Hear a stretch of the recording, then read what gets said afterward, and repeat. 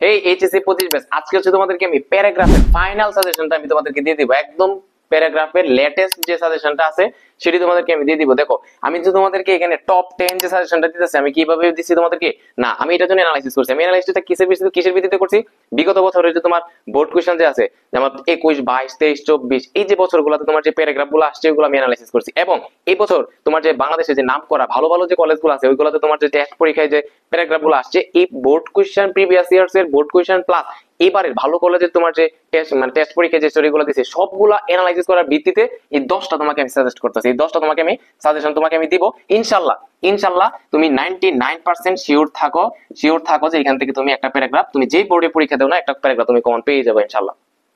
ঠিক আছে, সো দেখো আমরা জানি যে প্যারাগ্রাফ হচ্ছে সেকেন্ড পেপারে দুই ধরনের প্যারাগ্রাফ আসে, 15 30 নাম্বার তোমার জাস্ট প্যারাগ্রাফ থেকে আসে। একটা প্যারাগ্রাফ হচ্ছে তোমার লিস্টিং এন্ড ডেসক্রিপটিভ, হ্যাঁ লিস্টিং এন্ড ডেসক্রিপটিভ, এটার সাজেশন তুমি আজকে পেয়ে যাবা। আরেক ধরনের প্যারাগ্রাফ আছে তোমার, সেটা হচ্ছে তোমার cause and effect and comparison and contrast. দুই ধরনের প্যারাগ্রাফ তোমার পরীক্ষায় আসে, একটার মধ্যে 15 নাম্বার আর একটার মধ্যে কত নাম্বার, 15 নাম্বার। সো যেটা লিস্টিং এন্ড ডেসক্রিপটিভ এটার সাজেশনটা আজকে দিতেছি, আর আরেকটা যেটা আছে কম্পারিজন এন্ড কন্ট্রাস্ট অথবা কজ এন্ড ইফেক্ট ওইটার সাজেশন তোমার আরেকটা ভিডিওতে তোমাকে আমি দিয়ে দিব। ঠিক আছে, সো আজকের ভিডিওতে জাস্ট তুমি যে লিস্টিং এন্ড ডেসক্রিপটিভ যে প্যারাগ্রাফ গুলো আসতে পারে তোমার ওইগুলোর সাজেশনটা আমি তোমাকে দিব। সো দেরি না করে চলো শুরু করা যাক। দেখো আমাদের সাজেশন আমাদের কোনটা আছে। এক নম্বরে আমি তোমাকে যেটা দিছি এন আইডিয়াল স্টুডেন্ট, একটা আদর্শ ছাত্র আর কি, বা একটা আদর্শ শিক্ষার্থী যেটাই বলো না কেন। তো এটা আমি তোমাকে এক নম্বরে রাখছি, এটা খুবই ইম্পর্টেন্ট, এটা হচ্ছে কি খুবই ইম্পর্টেন্ট। এরপরে দেখো দুই নম্বরে আমি রাখছি যেটা পহেলা বৈশাখ। পহেলা বৈশাখে তুমি জাস্ট এটা মানে পুরো বিবরণটা তুমি দিবা আর কি, ডেসক্রিপটিভ করবা বা ডেসক্রাইব করবা।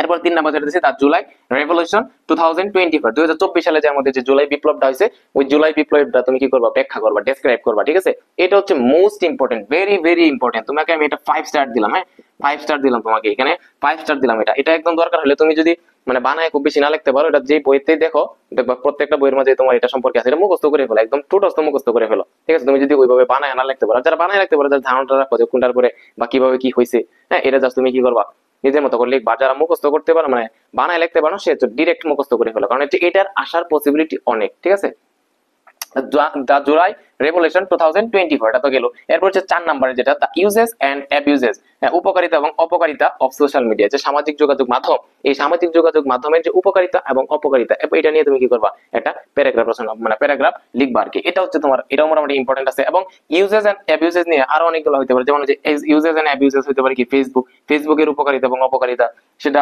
ফেসবুক না হয় সেটা ইন্টারনেট হইতে পারে, ইন্টারনেট হইতে পারে।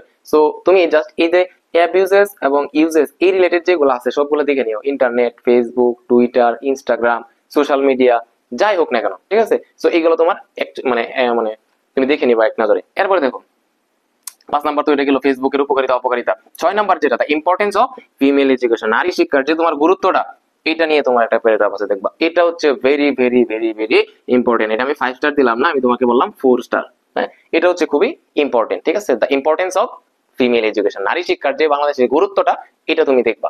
এরপরে যেটা আছে দেখো 7 নাম্বারটা দ্য রোল অফ গ্রাফিতির যে ভূমিকাটা ইন জুলাই রেভলিউশন 2024, 2024 সালে যে জুলাই যে তোমার বিপ্লবটা হয়েছে ওই বিপ্লবের মাঝে গ্রাফিতি কি ভূমিকা পালন করছে। দেখছো না বিভিন্ন দেয়ালের মাঝে তোমার কি করছে, বিভিন্ন আলপনা আঁকছে, বিভিন্ন ছবি আঁকছে। এই যে গ্রাফিতি গুলা আন্দোলনের মাঝে বা এই বিপ্লবের মাঝে কতটুকু ভূমিকা পালন করছে ওইটা নিয়ে তুমি কি করবা, একটা প্যারাগ্রাফ তুমি কি করবা, লিখবা। তো এগুলো দেখবা বিভিন্ন বইয়ের মাঝে সুন্দর করে দেয়া আছে, জাস্ট খালি কি করবা তুমি মুখস্থ করে নিও আর কি। এরপর যেটা আছে আর এটা হচ্ছে খুবই ইম্পর্টেন্ট, এটা তোমার 5 স্টার দিলাম। এটা আসার চান্স অনেক বেশি। এরপর ডাউরি সিস্টেম মানে যৌতুক প্রথা, এই যৌতুক প্রথা যদিও বাংলাদেশে হচ্ছে কি এটা তোমার হচ্ছে নিষিদ্ধ, এটার জন্য আইনি ব্যবস্থা আছে। এরপরে তোমার যৌতুক প্রথাটা যাচ্ছে না, গ্রামাঞ্চলে বিভিন্ন জায়গায় পুলিশের চোখ ফাঁকি দিয়ে তারা কি করতেছে, যৌতুক আদান প্রদান করতেছে। তো এই যৌতুক প্রথাটা এটা তোমার প্যারাগ্রাফ আকারে আসতে পারে, হ্যাঁ ডাউরি সিস্টেম। এরপরে দেখো আর্টিফিশিয়াল ইন্টেলিজেন্স মানে কৃত্রিম বুদ্ধিমত্তা, এটা বর্তমান প্রেক্ষাপট হিসেবে আমি তোমাকে বলবো এটা হচ্ছে ভেরি ভেরি ভেরি ইম্পর্টেন্ট। ঠিক আছে, আর্টিফিশিয়াল ইন্টেলিজেন্স মানে ইন্টেলিজেন্স কৃত্রিম বুদ্ধিমত্তা, এটাও তোমাকে আমি বললাম 4 স্টার। হ্যাঁ এটার আসার চান্স অনেক বেশি আছে। এরপরে ইম্পর্টেন্স অফ মোরাল ভ্যালুস, নৈতিক মূল্যবোধের যে গুরুত্বটা ওইটা এগুলা হচ্ছে কি অনেক গুরুত্বপূর্ণ। ঠিক আছে, সো এইখানে দেখো আমি তোমাকে টপ 10 তোমাকে সাজেশন দিয়ে দিলাম, টপ 10 হ্যাঁ, টপ 10 তোমাকে প্যারাগ্রাফের সাজেশনটা আমি তোমাকে আজকে দিয়ে দিলাম। এতদিন তুমি আমাকে বলতেছিলা যে ভাই একটু অ্যানালাইসিস করে একটু মানে কিছু একটু কাটছাট করে আমাকে একটা প্যারাগ্রাফের একটা লিস্ট দেন, যেগুলো পড়লে হচ্ছে আমি মোটামুটি একটা শিওর থাকতে পারবো যে আমার এখান থেকে একটা কমেন্ট আসবে। ঠিক আছে, সো এই যে তোমাকে আজকে আমি দিয়ে দিলাম লিস্ট এন্ড ডেসক্রিপটিভের যে তোমার প্যারাগ্রাফ গুলো ছিল, আমি অ্যানালাইসিস করার ভিত্তিতে তোমাকে দিয়ে দিলাম। এবং তোমাকে একটু সেফ জোনে থাকার জন্য আমি তোমাকে যেটা বলবো, কারণ হচ্ছে আমি তো তোমাকে একদম 100% শিওর তোমাকে আমি দিতে পারি না যে এখান থেকে আসবে। আল্লাহ না করুক তোমার যদি অন্য একটা চলে আসে, তখন তুমি কি করবা? এটার জন্য আমি তোমাকে বলবো, সেফ জোনে থাকার জন্য আমি তোমাকে যে বলবো, আরো যে কতগুলা গুরুত্বপূর্ণ যে প্যারাগ্রাফ গুলো আছে এগুলা জাস্ট তুমি কি করো, জাস্ট একটু বাংলাটা মানে ইংলিশটা রিডিংটা পড়ো এবং বাংলাটা বোঝার চেষ্টা করো। পরীক্ষায় আসলে যাতে কিছু না কিছু তুমি লিখে আসতে পারো। ঠিক আছে, সো এই ছিল তোমার আজকের একটা প্যারাগ্রাফের ফাইনাল সাজেশন, যেটা ইনশাল্লাহ আশা করি এখান থেকে একটা কমন তুমি পাওয়া যাবে ইনশাল্লাহ ইনশাল্লাহ। সো তোমরা যারা এখন হচ্ছে আমার চ্যানেলটা সাবস্ক্রাইব করো নাই, চ্যানেলটা সাবস্ক্রাইব করে দিও, এবং এই ভিডিওটা তুমি যদি আমার ফেসবুকে দিয়ে থাকো ওইখানে একটা ফলো দিয়ে দিবা। ঠিক আছে, এবং ভাইকে সাপোর্ট করতে থাকো, ইনশাল্লাহ আমি আমার সর্বোচ্চটা দিব তোমাদের এইচএসসি 25 ব্যাচের জন্য। তো সবাই ভালো থাকো, সুস্থ থাকো, আল্লাহ হাফেজ।